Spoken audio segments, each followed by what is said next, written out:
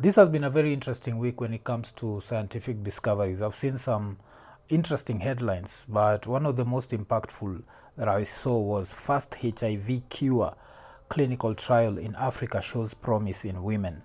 And the article went ahead to say that the clinical trial, dubbed Fresh and conducted in Durban, South Africa, revealed that 4 out of 20 women with acute HIV infection have remained off antiretroviral therapy for approximately 18 months while maintaining undetectable viral loads and normal CD4 counts.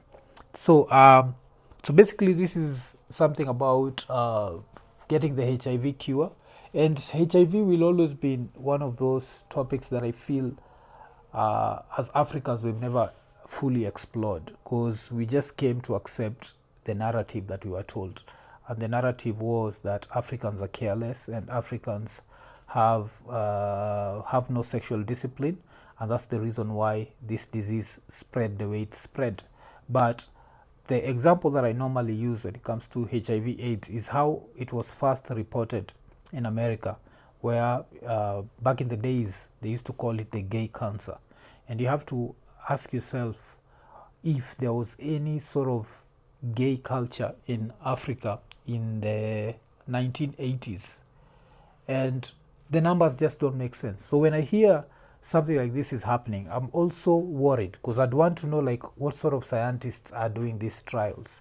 Are these scientists do they have our interests at heart, or are they just using us as guinea pigs? Because back to the what was written about the trial, there was a groundbreaking HIV clinical trial in Africa has demonstrated that some women can control the virus without antiretroviral therapy for extended periods after receiving a combination of treatments, marking a significant step towards a potential HIV cure. The clinical trial, dubbed Fresh, was conducted in Durban, South Africa. Yes, so I think I'd already talked about that. And then there was the professor, the director for the Sub-Saharan Network for TB and HIV Research.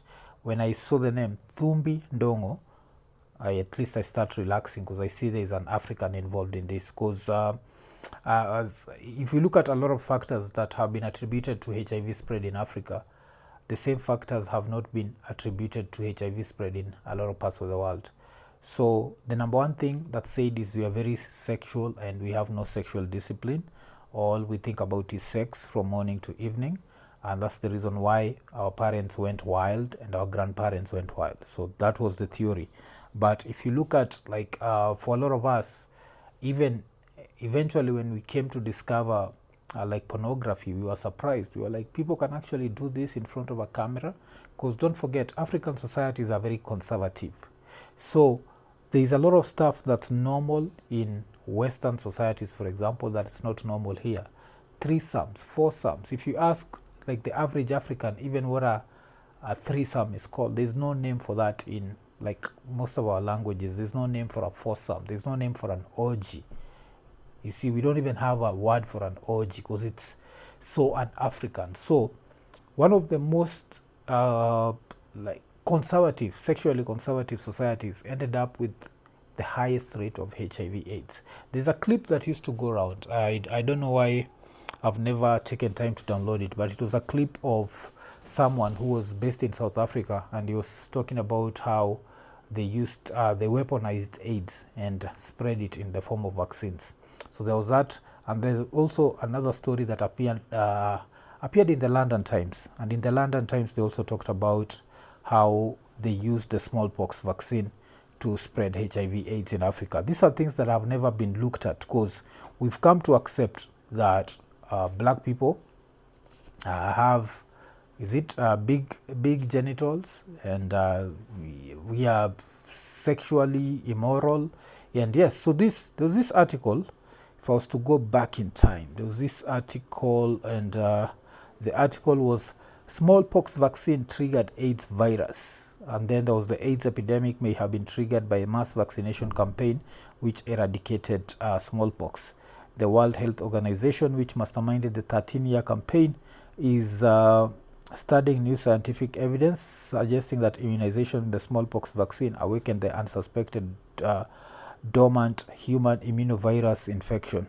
So you can try and imagine if it's a vaccine that was being used to spread this thing. You can look at Africa, where for a very long time you'll find that our leaders don't care. They don't care about scientific research. So when the Western world came and told us they had a solution, all we did was ask the population, show up at these vaccination centers and get vaccinated. And this is what ended up happening. So the part of that article continued, was like, instead, some African countries continued to ignore the existence of AIDS even after US doctors alerted the world when the infection spread to the United States. So no, this is now them rewriting history, because when it was spreading to the United States, it was being called gay cancer. And this was in the 80s. And you can try and imagine how many people were openly living as gay in Africa in the 1980s. That was basically our foreign concept. So if you go and you check part of the headlines from back in the days, you'll see headlines like rare cancer seen in 41 homosexuals. Then it was outbreak occurs amongst men in New York, and California. 8 died inside 2 years. This was an article on New York Times on the June 3rd, 1981. And then there was another headline. This was on the New York Post. This was on October 6th, 1987. And it was written, triggered gay cancer epidemic in the US, the man who gave us AIDS. So AIDS is a reality right now, but we have to accept the fact that here in Africa, there's something that we don't know. And a lot of African societies don't ask questions. But if you're to just go back in time and see the way this thing was studied, this article, I don't know when it was written, but it was Task Force probes link between gays and cancer. So this was also that time when AIDS was still known as the gay cancer. Then the gay cancer ended up coming to Africa and just, and then another article that was there, Britain threatened by the gay virus plague. So can you see something common in all this? In the 80s, AIDS was not that way. And then AIDS came to Africa and ravaged us. And no one asks questions. No one says that, for such a conservative society, how does this thing spread this fast? And another thing that we can use as an example, of course, is the fact that when COVID came, everyone expected Africa to be ravaged by COVID. But you see, we move less than other countries. The transport system or the road networks in Africa are not that good. Africans don't travel that much. That's why you can see in Africa, COVID was easily contained. And this is now in the 21st century. AIDS was ravaging us in the 20th century. You can try and imagine a place like Kenya, for example, the road network was useless during that time. But somehow, AIDS was able to spread to basically every village. These are questions that have to be asked, like, how did this happen? It might not help with AIDS, and hopefully there's going to be an AIDS cure, but it might help with avoiding such stuff happening later. Because even when you look at the COVID vaccine and the way it came to Africa, we just accepted it. There were no tests that were done in Africa. So yes, there are these things that have to be looked at. And if you've been following this channel, you've noticed that one of the topics that I also like talking about is racism and the black man's place in this world. And there's this show that showed up on Netflix. There's a show that's on Netflix right now. It's called Adolescence. And when you watch Adolescence, as a black man, you do not see any racial undertones. But now there's this headline that I saw, and the headline was associating Elon Musk and adolescence, because Elon Musk somehow decided that adolescence was trying to change the race of the kid that commits a murder. And according to Elon, the kid should have been black. So when this happened, of course, all the racists came out of the woodworks and said the way Hollywood is changing everything so that it might it makes the black people look good and white people look bad. So I think the article on the Independent was, it only took days for adolescents to be plunged into a race war, no thanks to Elon Musk or Elon Musk. This was on the Independent. And I have to keep calling out this guy because some of the people who really defend this guy are black Africans. Because for us as Africans, I think racism is one of these things that we normally assume is not real.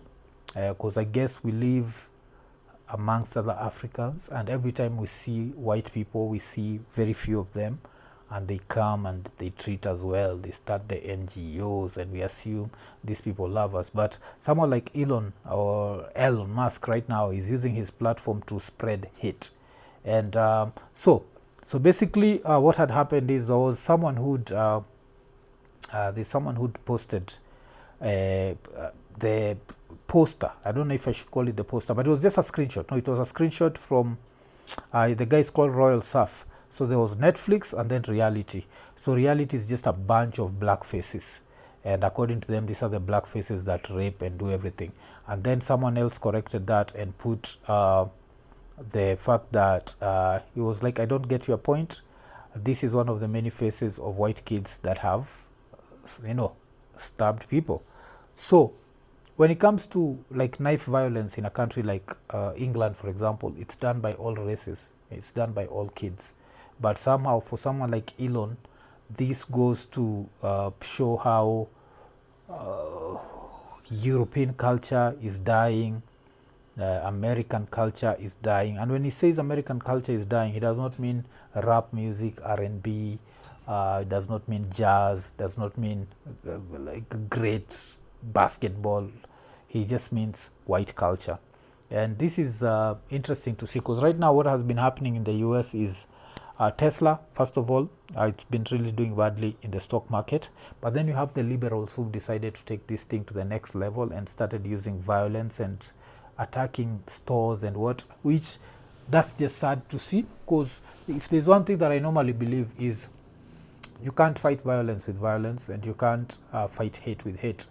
So what's happening right now is there's a lot of hate that's going, and in the process, the only winner that we have in this situation is Elon Musk, because this is the guy. Like now he can turn around and say, you know what, these people are violent, look at them. And then I saw a very interesting statistic where it was like a lot of people who've attacked his stores are people who identify as non-binary. I don't know how true that is. So of course that also gives him another chance to attack such people. But yes, it's interesting to see Elon, because Elon was even credited for something else where allegedly, and if you're in South Africa, you can correct me, but I've lived in Africa long enough to know bullshit.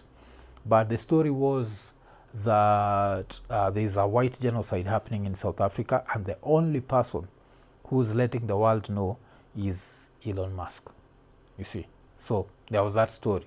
So if you're in South Africa and that's happening, can you let us know? Because what I know is I had a South African talk about Ubuntu. Like, this is something that we don't have. This is something that we have, the Ubuntu. We are not the sort of people to just go doing dumb shit. And but now Elon has said that that's what we're doing. Like white people are being attacked for no reason in South Africa, and he keeps just retweeting this and saying the fact that you have the so-called media ignoring that, the white genocide. And I'd want to know, like, if you're in South Africa, is this actually happening? Because I know Africans, and I know that racial attacks is not something that we have in our DNA. This is just something that Elon Musk came up with. So yes, on Twitter, there was this girl who tweeted, if it wasn't for Elon Musk and X in general, I would have no idea there's an entire political party in South Africa advocating for the deaths of white population. How is this not the biggest story out there right now, and in the mainstream media too? In Spain, almost no one is aware of all this. So this was a story that was being said. And then someone else replied and said this is because most of the mainstream media is happy to see whites being brutalized. Yes, even the white ones. So you see, a racial narrative brought about by Elon Musk. And then Elon Musk continued, retweeted this and said, the legacy media never mentions white genocide in South Africa because it doesn't fit their narrative that whites can be victims. So this is most probably your hero, and your hero is saying that your fellow black South Africans are out there just massacring people based on race. And I can comfortably tell you that's not the truth. I'm planning to visit South Africa later this year, but I just know this is not happening. If it was happening, it would be everywhere on CNN. The sanctions would already be out right now. The South African rand would be like $1 would be like 100,000 South African rand. So you know this is bullshit. It's not happening. But this guy just keeps pushing these things and pushing these things. And a few people at least shared a few headlines that I saw. There was this headline of teenager who killed a homeless man tells court he kept beating him in the face because he thought it was funny.